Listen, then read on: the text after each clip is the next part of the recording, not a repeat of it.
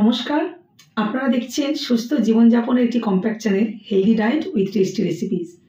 আমি ডক্টর জয়শ্রী জানা, BHMS doctor, homeopathic consultant and nutritionist. যেহেতু আমি হোমিওপ্যাথিক ডক্টর, তাই আমি আমার চ্যানেলের মাধ্যমে হোমিওপ্যাথিক মেডিসিন নিয়েও একটা করে এপিসোড রাখি, যার মাধ্যমে আপনারা যাতে অন্যান্য মেডিসিনের সাথে সাথে হোমিওপ্যাথিক ওষুধ সম্পর্কে আপনাদের একটা কমন ধারণা হয়। খুব মিনিমাম কয়েকটি পয়েন্ট এবং খুব সিম্পল ওয়েতে আপনাদেরকে আমি বোঝানোর চেষ্টা করব। ঐতিহাসিক ওষুধ, যেই ওষুধ খুবই উপকারী। ঐতিহাসিক বলছি এই জন্যই কারণ এটা এই ওষুধের সাথে সাথে আমাদের একটা চিকিৎসা জগতে নতুন সিস্টেমের আবিষ্কার হয়েছিল। খুবই ইম্পর্টেন্ট ভিডিওটি স্কিপ না করে শেষ পর্যন্ত দেখলে অবশ্যই উপকৃত হবেন।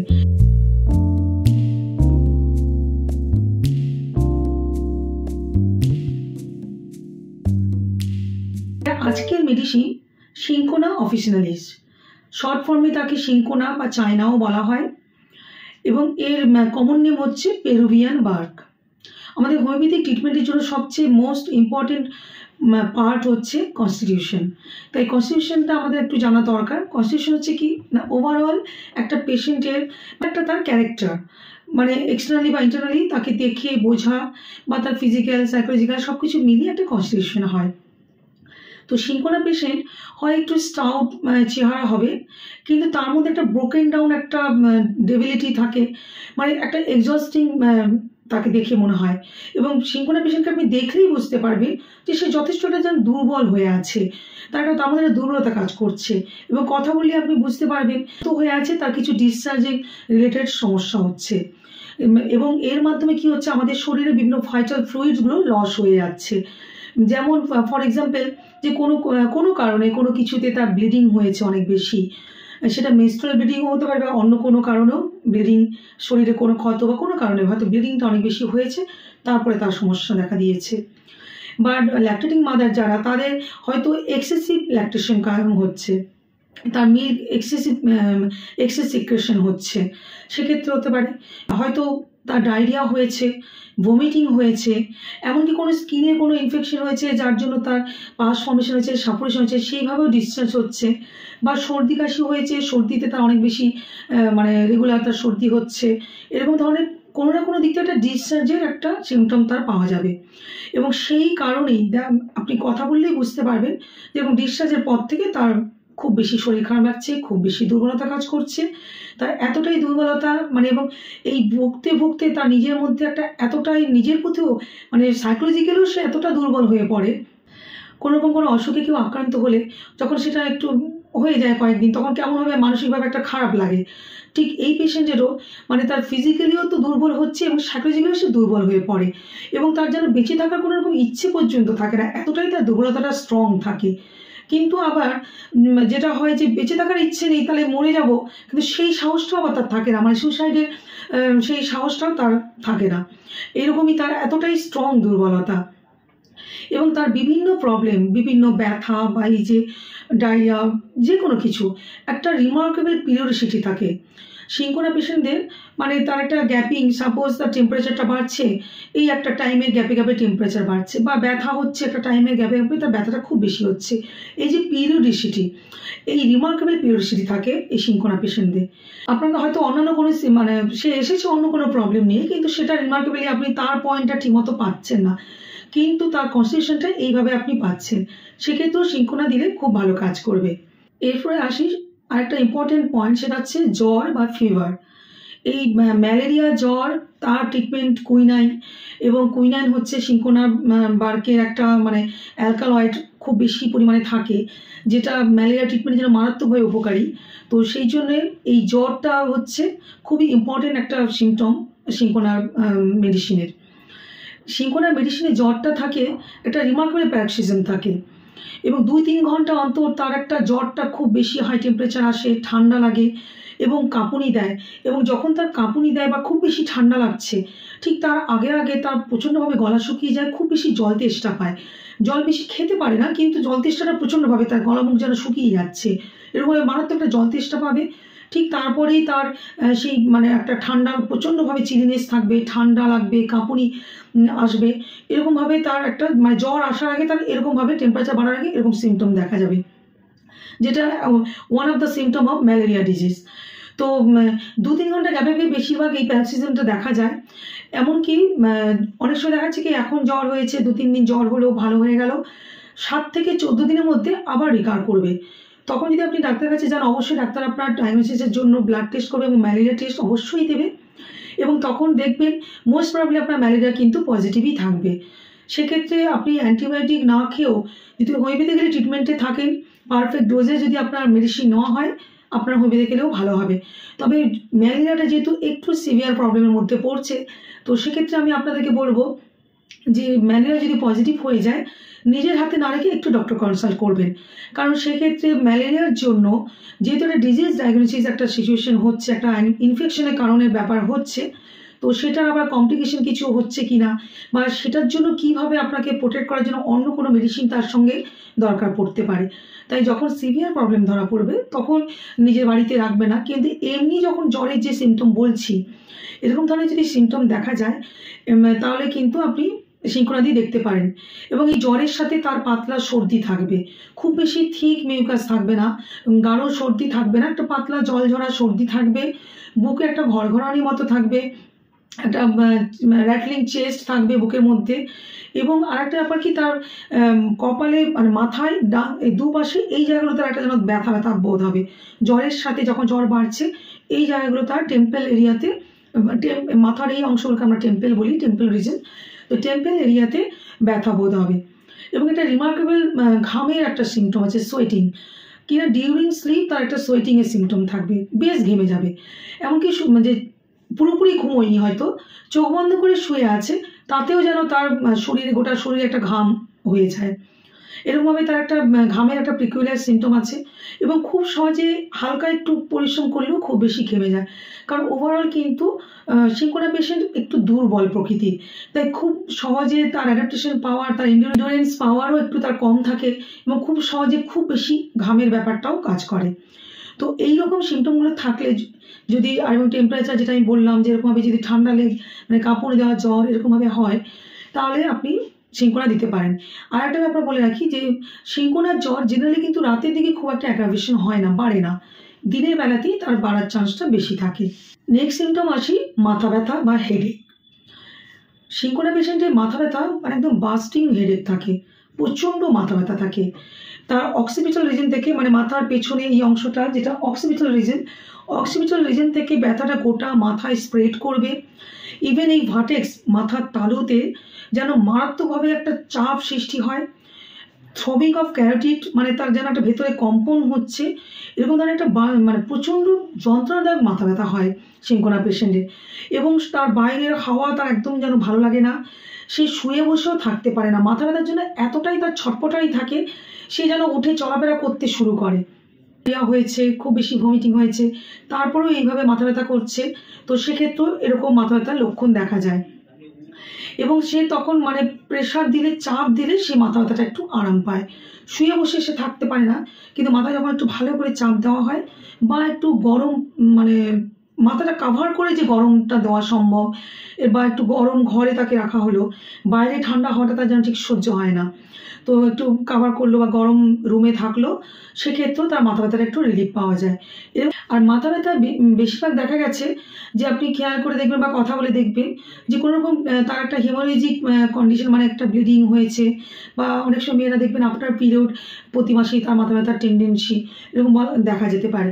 আরেকটা কারণ থাকে সেক্সুয়াল এক্সেসের কারণেও কিন্তু অনেক সময় মাথা ব্যথা এরকমও হয়, খুব বেশি তার ইন্টারকোর্স করেছে, তো সেক্ষেত্রেও এরকম হবে, মানে আফটার এক্সেস সেক্সুয়াল ইন্টারকোর্স তখনও কিন্তু এরকম ধরনের মাথা ব্যথা দেখা যেতে পারে। তো চোখের কিছু সমস্যার জন্য সিঙ্কোনা ওষুধটি কিন্তু খুব ভালো কাজ করে। এবং সিঙ্কোনা পেশেন্টদের চোখের ক্যারেক্টারটা হচ্ছে চোখটা যেন ভেতরে ঢুকে আছে, একদম হলো আই লাগবে, মানে চোখ ঢুকে গেছে, আমরা বলি না যে এমনই দুর্বল লাগছে যে চোখটা যেন ঢুকে গেছে, এরকম বলি অনেক সময়, তো এরকম ধরনের তার চোখটা যেন একটা ভেতরে ঢুকে যাওয়ার মতো একটা হলো আই এরকমভাবে লাগবে। এবং তার লোয়ার প্যালপেবল কনজাংটিভা যে এই অংশটা, এখানে দেখবেন একটা ফ্যাকাশে ভাব হয়ে আছে, একটা অ্যানিমিক কন্ডিশন দেখা যাবে। এবং অ্যানিমিক কন্ডিশনের সাথে তার নাইট ব্লাইন্ডনেস ডেভেলপ করে অনেক সময়, মানে রাতের দিকে তার চোখের দৃষ্টি কমে যায় বা চোখে দেখতে তার যেন কম হয়, এরকম একটা ব্ল্যাকিশ স্পটের মতো লাগছে, চোখের সামনে দেখতে দেখতে হঠাৎ করে একটা ইলিউশন, এমন একটা ইলিউশন কাজ করে যে চোখের সামনে একটা কালো স্পট, একটা স্পট মতো হয়ে আছে, এরকমও থাকে। ফোটোফোবিয়াও থাকে, আলোতে খুব বেশি তাকাতে পারে না, আলোতে খুব বেশি সে মানে কাজকর্ম করতে পারে না, তার সূর্যের আলোটাও যেন চোখে লাগে, ভালো লাগে না। নিউরালজিক পেন হয়, ইন্টারমিডিয়েট সিলিয়ারি নিউরালজিক পেনও তার দেখা যায়, মানে ভেতরে চোখের ভেতরে যে নার্ভগুলো আছে সেখানে তার একটা ভেতরে টনটনে ব্যথা মতো এরকম ফিলিংও হয়। তো এরকম ধরনের যে চোখের ব্যথা বা অনেক সময় চোখ থেকে জল পড়ছে, এরকমও হয়, দেখা যায় যে চোখ থেকে জলও পড়ছে, চোখে ব্যথা করছে। বা আরেকটা সিমটম থাকে যে চোখের চারপাশে একটা ব্লুইশ ডিসকালারেশন মতো দেখা যায়, একদম যে ব্লু প্রমিনেন্ট ব্লু হবে তা না, একটা হালকা নীলাভ আভাস দেখা যায় চোখের চারপাশে, যেখানে যেন সারাউন্ডিং আইতে একটা ব্লুইশ ডিসকালারেশন দেখা যাবে। তো এইরকম ধরনের চোখের প্রবলেম, চোখের সমস্যা থাকলে সেক্ষেত্রেও আপনার সিনকোনা দিয়ে রেজাল্ট ভালো পাওয়া যায়। নেক্সট আসি, খুবই ইম্পর্টেন্ট একটা সিমটম, সেটা হচ্ছে স্টোমাক অ্যান্ড অ্যাবডোমেন, মানে ওভারঅল পেটের কিছু প্রবলেম। কারণ ওভার ইটিং করে, খুব বেশি ওভার ইটিং করা হয়ে গেল, সাপোজ সে যে খারাপ কিছু খেয়েছে তা নয়, কিন্তু তার খাওয়ার ভলিউমটা, কোয়ান্টিটিটা খুব বেশি খেয়ে ফেলেছে, ওভার ইটিংয়ের জন্য যখন পেটের সমস্যা হয়, পেটে ব্যথা হয়, তখনও কিন্তু সিনকোনা খুব ভালো কাজ করবে।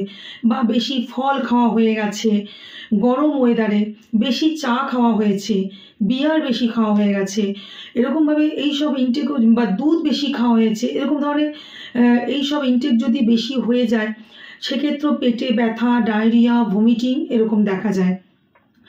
এবং পেট প্রচণ্ডভাবে ফাঁক ধরে যায়, সিনকোনা পেশেন্টদের পেটে মারাত্মকভাবে মানে ফ্ল্যাটুলেন্স ডেভেলপ করে, যেটা কিনা যেন সেই পেটটা যেন গ্যাস ফর্মেশন হয়ে গেছে, পেটটা ফাঁক ধরেছে, যেটা আমরা স্বাভাবিকভাবে বলি পেট ফাঁক ধরে যায়।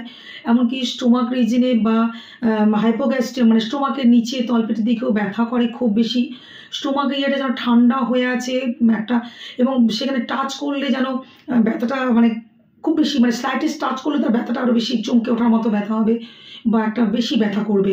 স্টোমাক রিজিনটা এমনই তার সেন্সিটিভ টেন্ডারনেস ডেভেলপ করে, একটা কোল্ডনেস ফিল হয়, স্টোমাক রিজিনে এরকম ব্যথা থাকে। এমনকি ভমিটিংও, আনরেজিস্টার্ড ফুড পার্টিকেল ভমিটিংও হয়, মানে তার যে ডাইজেশনটা ঠিক মতো হয়নি, স্লো ডাইজেশন কাজ করছে সেটা বোঝা যায়।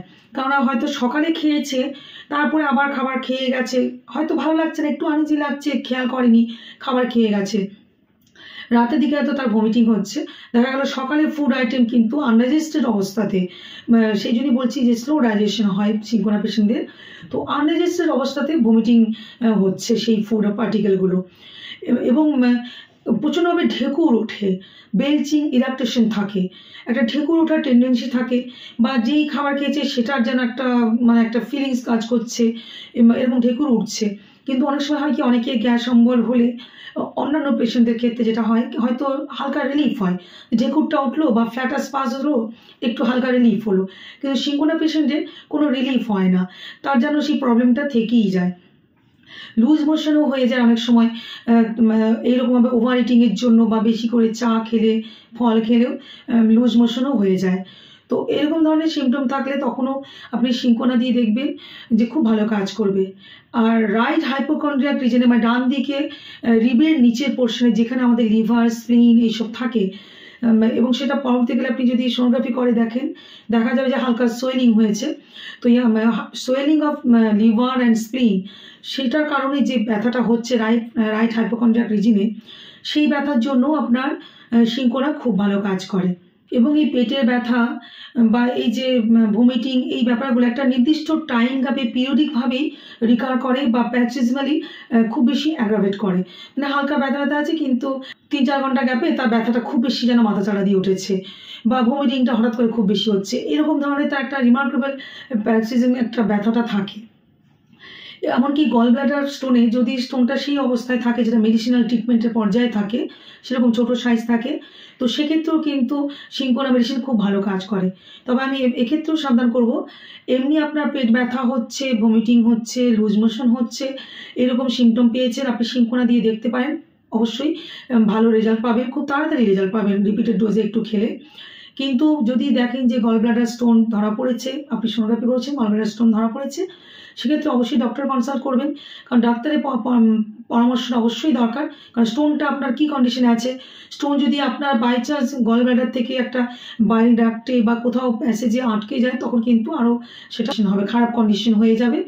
তো সেরকম সিভিয়ার কমপ্লিকেশন যাতে না হয়, তাই স্টোন হয়ে গেলে বাড়িতে ট্রিটমেন্ট করবেন না, ডক্টরের সাথে অবশ্যই একটু কনসাল্ট করবেন।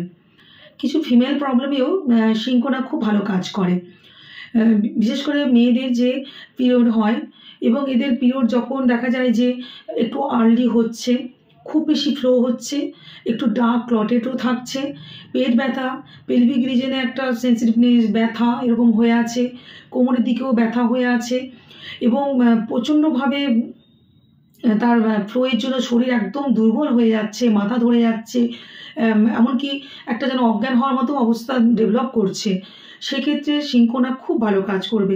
ইভেন ডিউরিং পিরিয়ডে যদি খুব বেশি ফ্লো হচ্ছে এবং এরকম বিভিন্ন সমস্যাগুলো হচ্ছে, তখন যদি সিনকোনা দেওয়া যায়, তাহলে সেক্ষেত্রে ফ্লোটাকে একটু কন্ট্রোল করতে এবং তার এই যে অতিরিক্ত এক্সেস ব্লিডিংয়ের জন্য যে তার শরীরের মধ্যে দুর্বলতা কাজ করছে, একটা ডেবিলিটি ডেভেলপ করছে, এই যে সমস্যাগুলো হচ্ছে, সেটাতেও কিন্তু অনেকখানি রিলিফ পাওয়া যাবে।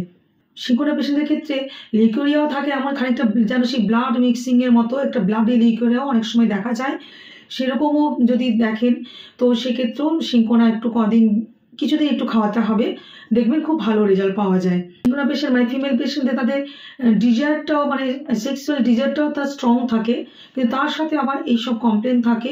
এরকমভাবে যদি আপনি একটা সিমটম কালেক্ট করতে পারেন, তাহলে সিনকোনা নো ডাউট খুব ভালো কাজ করবে। এরপরে আসি বিভিন্ন ধরনের ব্যথার জন্য সিনকোনা খুবই উপকারী।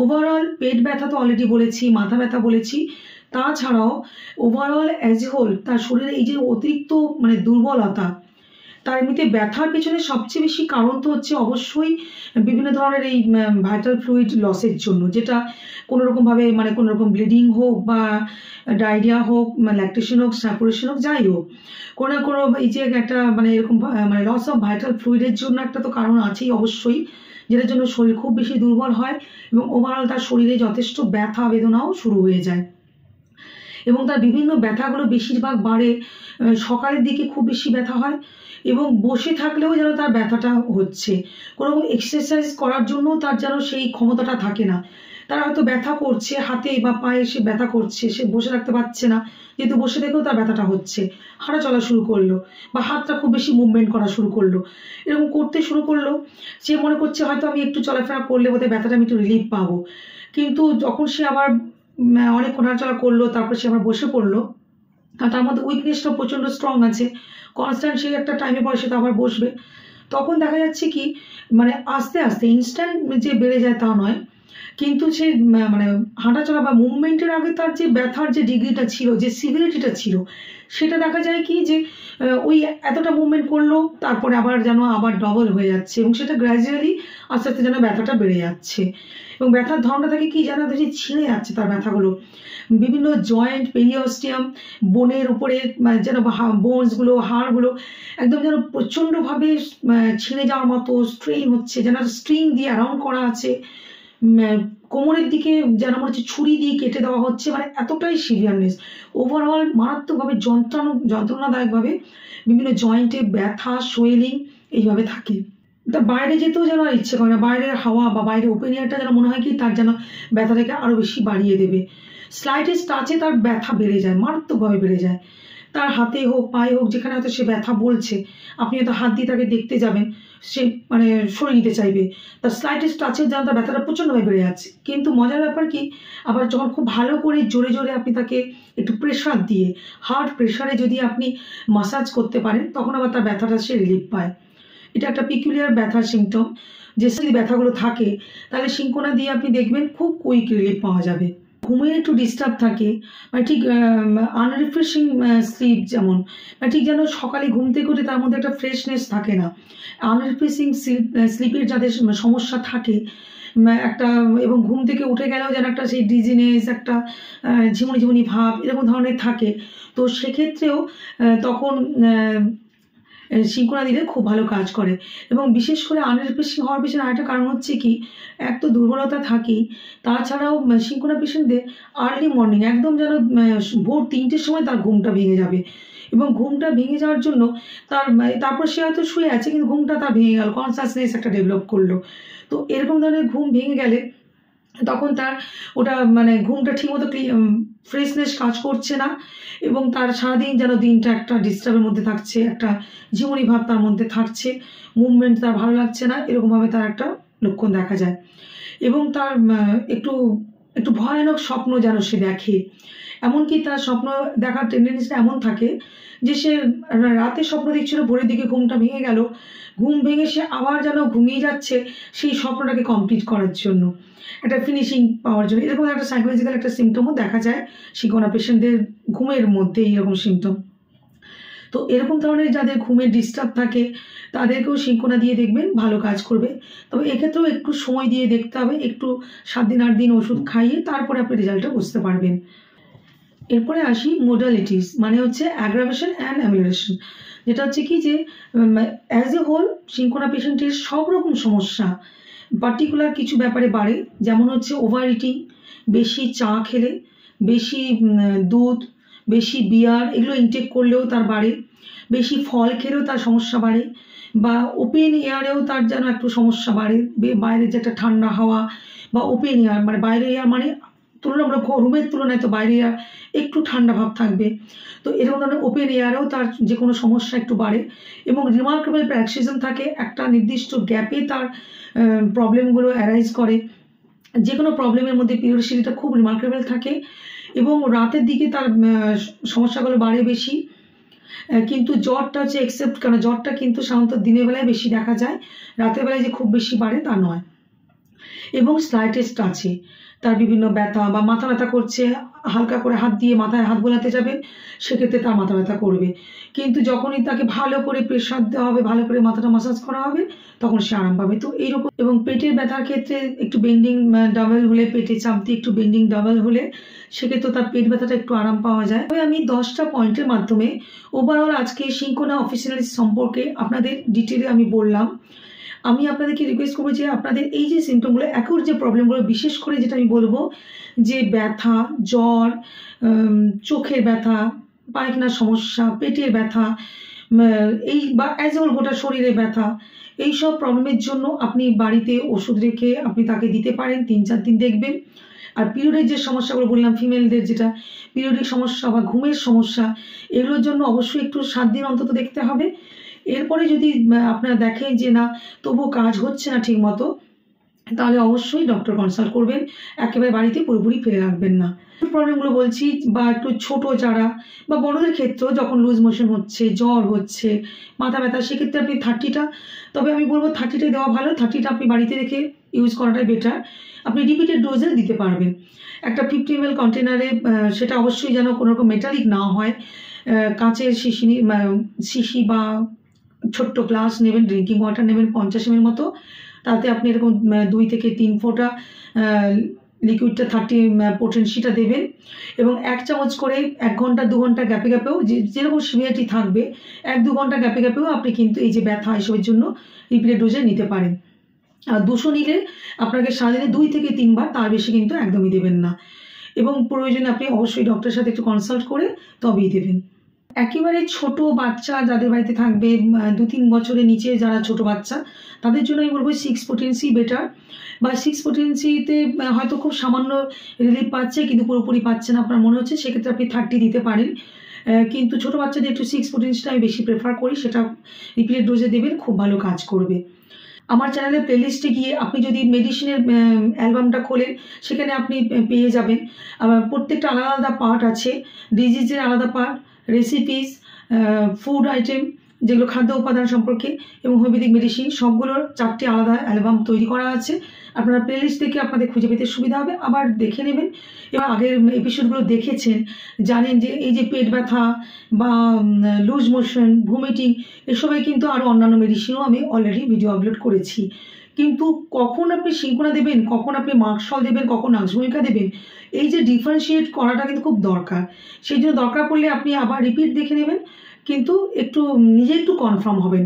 আমি যতটা সময় সিম্পল ওয়েতে আপনাদের বুঝিয়েছি, আর একটু চেষ্টা করবেন ভালো করে দেখে সেটাকে সিলেকশন করা মেডিসিনটি। আজকের ভিডিওতে নিশ্চয়ই উপকৃত হয়েছেন, তাই সবাইকে শেয়ার করে সবাইকে আরও জানার সুযোগ করে দিন। আর যদি আপনি আজকে প্রথমবার দেখছেন তাহলে প্লিজ সাবস্ক্রাইব করে বেল আইকনটি অবশ্যই প্রেস করবেন, যাতে পরবর্তী নোটিফিকেশন পেয়ে যান। সুস্থ জীবনযাপনের জন্য আমার চ্যানেল যদি রেগুলার ফলো করেন তাহলে নো ডাউট সবাই খুব সুস্থ থাকবেন। আর যারা অলরেডি আমার সাথে আছেন, এতদিন ধরে আমার সাথে আছেন, তাদেরকে অসংখ্য ধন্যবাদ। সবাই খুব ভালো থাকুন, সুস্থ থাকুন। নমস্কার।